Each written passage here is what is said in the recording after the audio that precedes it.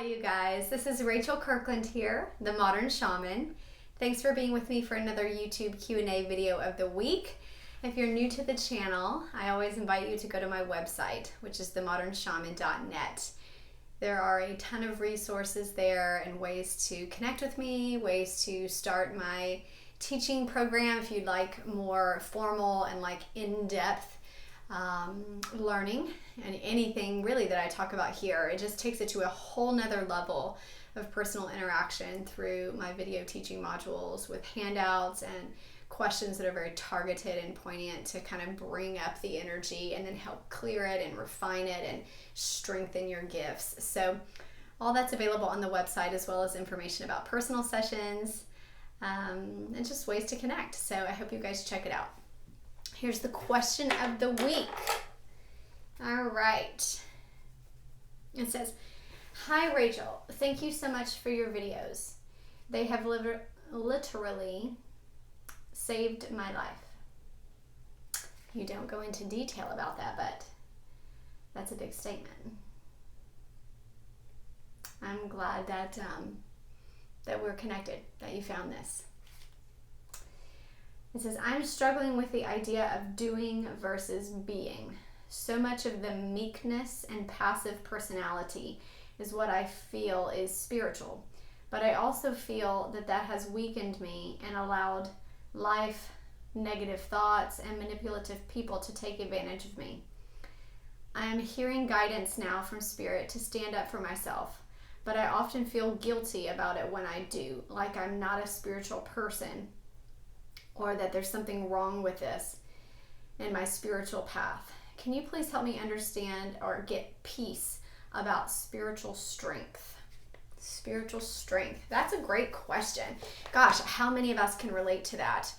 I love it. And you explained it really well, and kind of the dynamic of how that shows up in our experience in life, right? Of being the spiritual, I love how you said personality, of meekness and compassion and empathy, and what did you say, passive personality. How it does kind of have this persona that even is kind of an egoic persona, right? That the spiritual person is the quietest and the meekest, and there's still some ego in there, like, am I being meek enough? Am I being, and I'm not judging it, I'm just in lightness saying there's a little bit of personality that you've clearly identified. This is so true. I think we can all relate to that, of like, this is what the spiritual person is supposed to look like. And you know, it's funny when you wrote that, just for me, it brings up images and thoughts of Jesus and kind of why the Pharisees, or those in his cultural surroundings, had such a problem with him being seen as the Messiah, because their persona, or their identity that they had wrapped around and built around what they thought the Messiah was going to look like, didn't look like him. The personality traits didn't fit, right, of the spiritual person that they thought should show up. So often this is true, where we create an expectation or a kind of skin of a person, that this is what we should look like if we're living a good life. This is how our life should look. If we are a good parent, this is what our relationships with our kids should look like, and this is what the kids should behave like if we're doing good. And something to measure up against. It's just such a human, so human of us, right? To want to know, like, how am I doing? Give me a grade in life, you know, and these are our grade markers of like, you know, did I hit my spiritual awakening point yet? Have I made it into the 5D? Did I cross that goalpost line or finish line, or all of that? So great question. We can all relate to you. Thank you for asking it. So the first thing I want to say about this, I can feel it in my heart. My heart is also connected to this. Where's my clairsentience at, right? It's like, as soon as I start speaking, my heart goes almost like there's a pain right here in the left side of my chest. It's like I can feel the connection to this question. I can feel my own personal connection to this question. I have that same drive and passion for my spiritual path. and wanting to live it out in the best possible way I can. So, first thing I want to say is that it takes strength, incredible strength. And I'm talking about the kind of strength that is like endurance and boldness. It's not careless, it's thoughtful and yet bold. And is not inconsiderate and reckless, but it still takes a strong stance of strength in its choice. And it is deliberate about those choices. So the spiritual path is not one of passive action. It is strongly, and I feel like that's a common misnomer, that life just happens and whatever comes.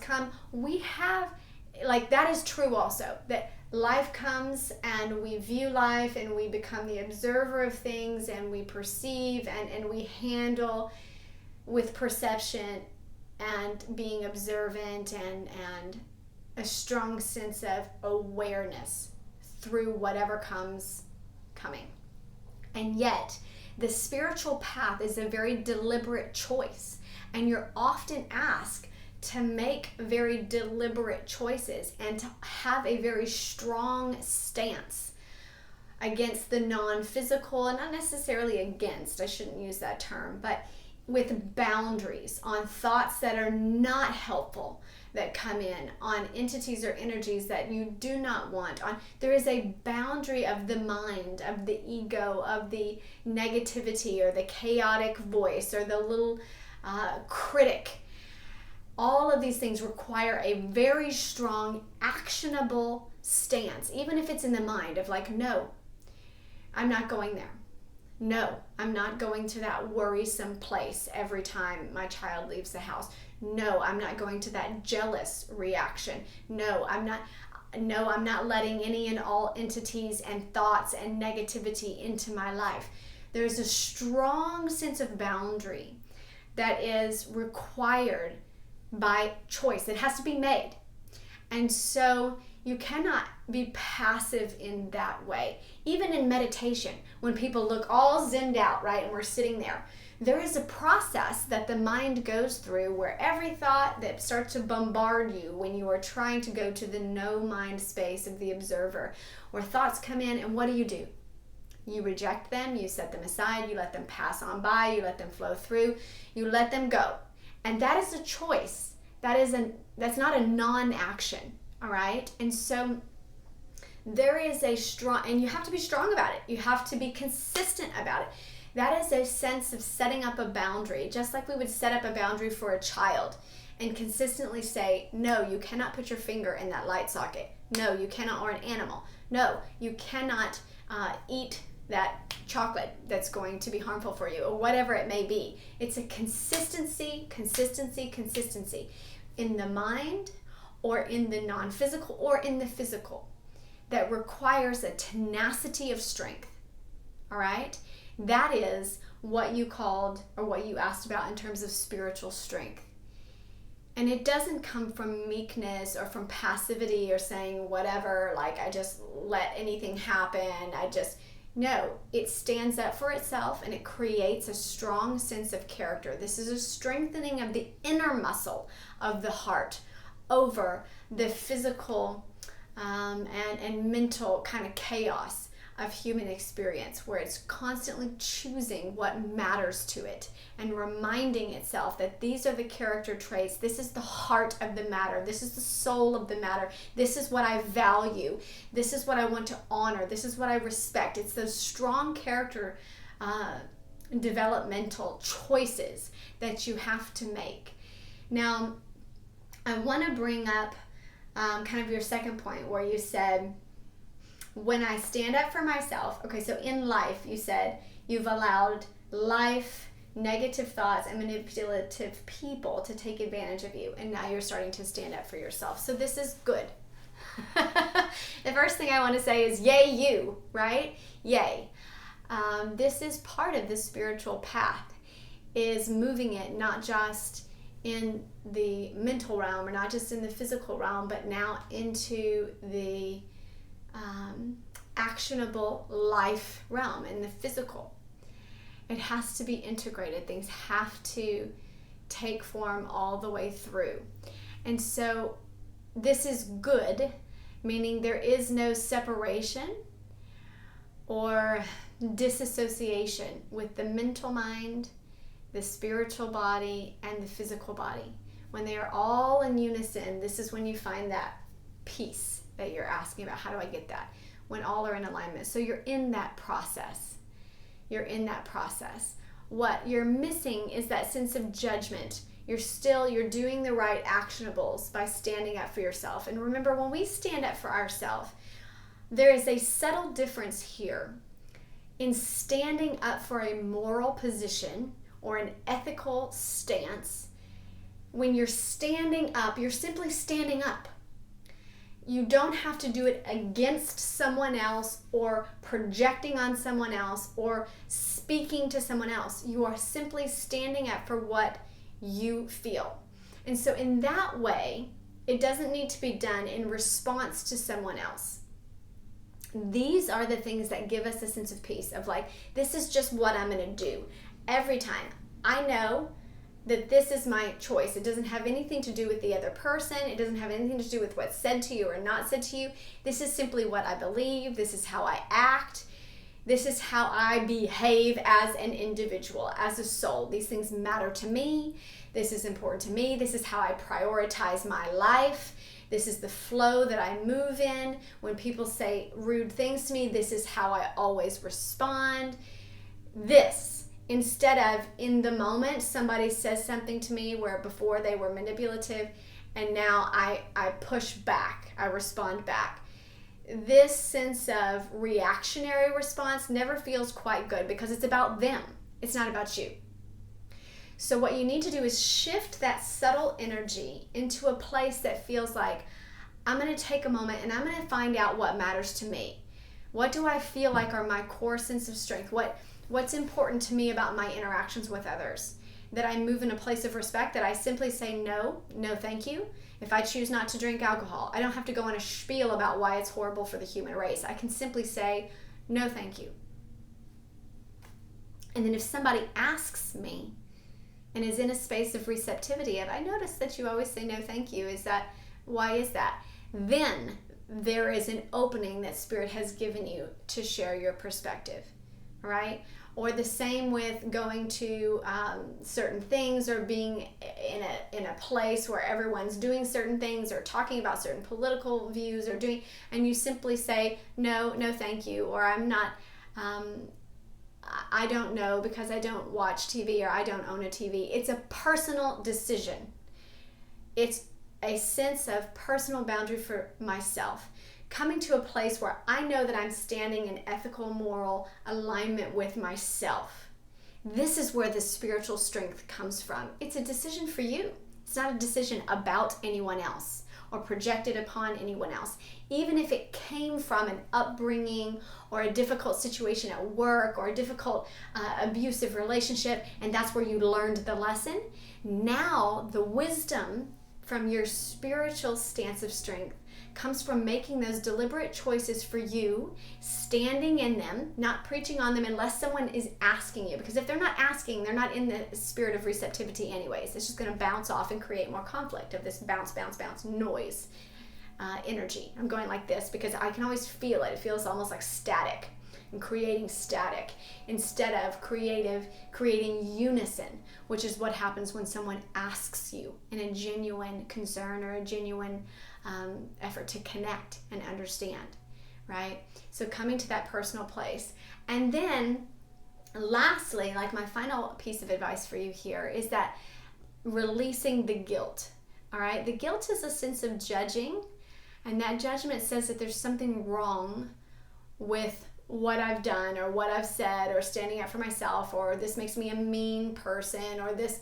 So these are the nuances or the subtleties of how you handle what you do, okay? Or how you say what you say, or how it's done, or how it's played out in a space that feels very loving to you. And you know you can have conversations with others that feel loving, even if they're areas where you differ, where you say, this is just how I feel. This is the personal decision I had to make for myself, that I'm not going to be in a relationship with someone without X, Y, and Z.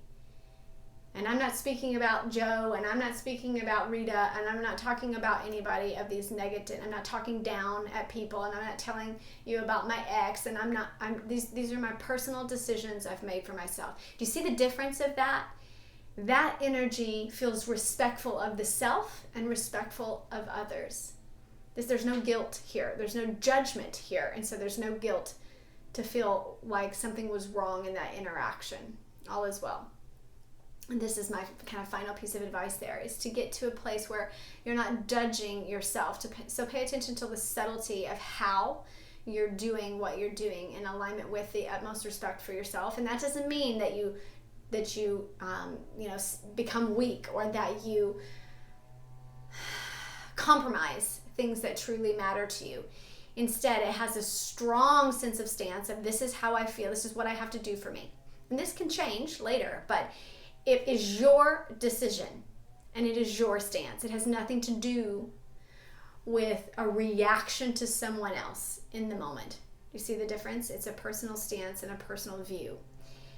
And you just take that stance for yourself with consistency over and over and over. And again, there's strength and tenacity in that, because that may be challenged, or that may be, everybody else may be doing things in a different way.